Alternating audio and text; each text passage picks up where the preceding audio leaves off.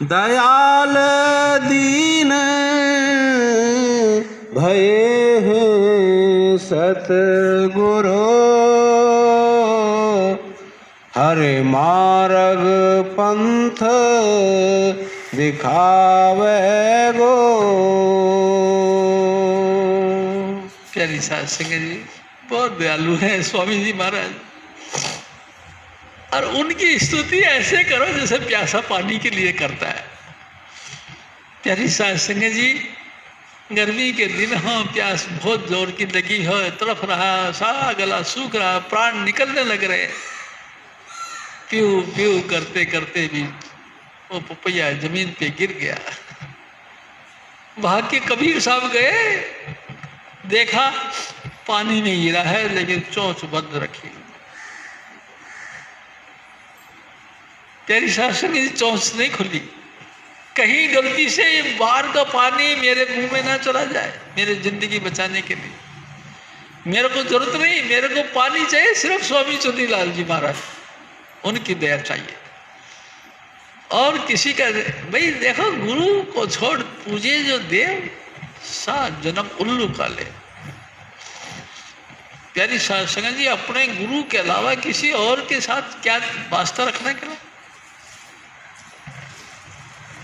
अरे प्यासा बनकर, जैसे पानी को प्यास के लिए प्यासा व्यक्ति कैसे पानी के लिए तरसता है, हाय हाय करता है, इसी तरह तुम भी गुरु के लिए तरसते रहो। और जिस वक्त भी वो दया मेहर करेगा, तुमको अमृत का बूंद डाल देगा। उस अमृत की बूंद जैसे ही तुम्हारे अंदर पहुंचेगी, तुम बिल्कुल तंदुरुस्त हो जाओगे। प्यारी साध संगत जी, सारी आपकी क्षति पूर्ति हो जाएगी, लेकिन होएगी कब? जब पक्का हो जाओगे तब। पक्का पक्का कहे, टस मस से कुछ भी ना होना। सारा संसार तुम्हारे विरोध में बातें करे, करता रहे। विरोध में बातें करता है तो करता रहे, सुनते रहो, क्या फर्क पड़ता है, लेकिन पलट के जवाब नहीं देना। प्यारी साहब संगत जी, जब मौका लगे अपने सतगुरु की महिमा फिर सुनाओ। मैंने मेरे सतगुरु को देखा। प्यारी साहब संगत जी, मैं आपसे कैसे बताऊं, गंगाधर जी थे, स्वामी जी महाराज ने बचपन में इनको पकड़ लिया। कैसे पकड़ लिया? हिंदुस्तान का बंटवारा हो गया, हजूर स्वामी जी महाराज दिल्ली आ गए। दिल्ली में रोजगार की तलाश थी, बहुत रोजगार की तलाश करने के बाद में एक फैसला लिया गया कि मेरे को सिलाई सेंटर में सिलाई सीखना।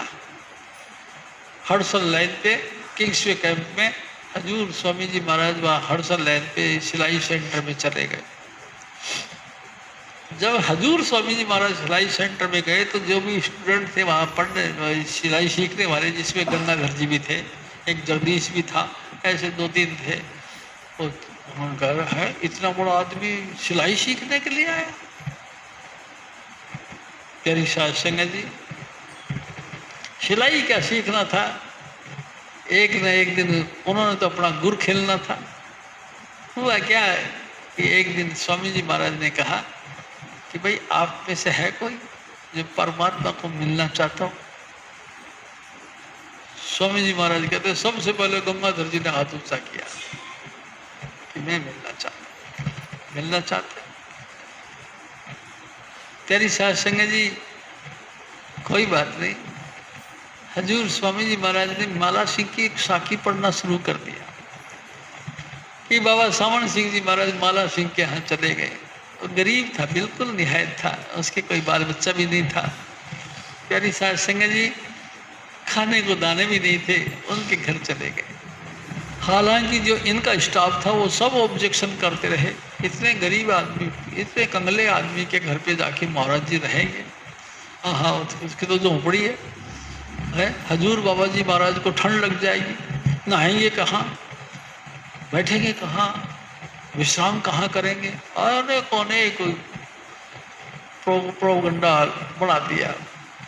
हजूर बाबा सावण सिंह जी महाराज कहते, देख बीबी, हम माला सिंह के यहीं रहेंगे। अच्छा, चले गए जी।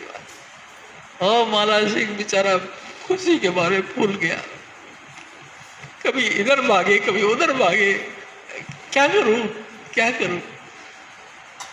बीबी लाजो कहते कि भाई साहब आप कुछ ना करो, आप सिर्फ जो है जो स्वामी जी महाराज कहते हैं वो करो।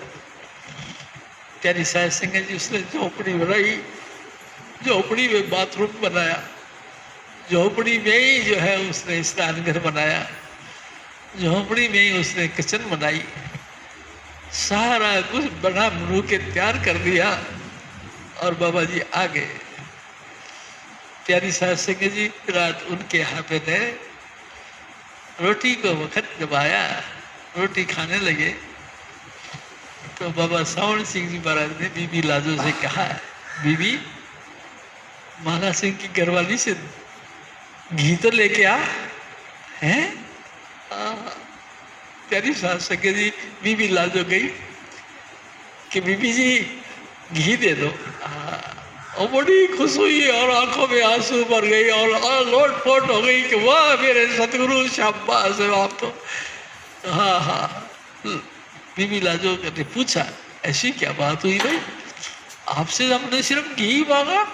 घी की बात ऐसी है बीबी जी, मेरी भैंस ब्याई, मैंने एक नियम लिया, मन में ख्याल किया कि मैं पहले हजूर को घी दूंगी, उसके बाद ही घी को बरतूंगी। कमाल करते हो तो जानी जान है मेरे सतगुरु। देखो आप चला के बोला है कि ला घी दे दो। प्यारी साहब सिंह जी घी दे दिया गया। हजूर बाबा सावण सिंह जी महाराज इतने दयाल हुए, उसने कहा कि माला सिंह क्या हाल है भाई तेरे, रो पड़ा। सतगुरु क्या बताऊं, जिसके झोपड़ी में आपका चरण पर गिर गया कैसा है वो। माला सिंह तू बहुत भगवान है। राणा स्वामी दयाल खुद इंसान का चोला धारण करके तेरी घर पे आ गए। तेरी सारी इच्छाएं पूरी करनी है, सिर्फ इसलिए बता तू क्या चाहता है। कि हजूर मेरे खेतों की तरफ नहर नहीं आती, हजूर मेरे खेतों की तरफ फसल नहीं होती, हजूर मेरे कोई बाल बच्चा नहीं है। बाबा सावण सिंह जी महाराज ने कहा कि कोई बात नहीं, तेरे को बच्चा भी हो जाएगा, कोई बात नहीं, तेरी गरीबी भी कट जाएगी, कोई बात नहीं, जो तू मांगेगा तो तेरे को सब कुछ मिलेगा, तू बस मांग, बस क्या चाहिए बस। और प्यारी साहब सिंह जी हजूर बाबा सावण सिंह जी महाराज ने सब की सब इच्छा पूरी करी। ऐसे ही मेरा सतगुरु है। प्यारी साहब सिंह जी बालक मुख मांगे सो देना, पिता कृपा ले आज्ञा की ना, बालक मुख मांगे सो देना। बालक ने जो भी मुंह से बोला वो सब कुछ देना, बस ये हुक्म है मेरे सतगुरु का। हजूर महाराज फिर और फरमाते, दयाल दीन भये हैं सतगुरु,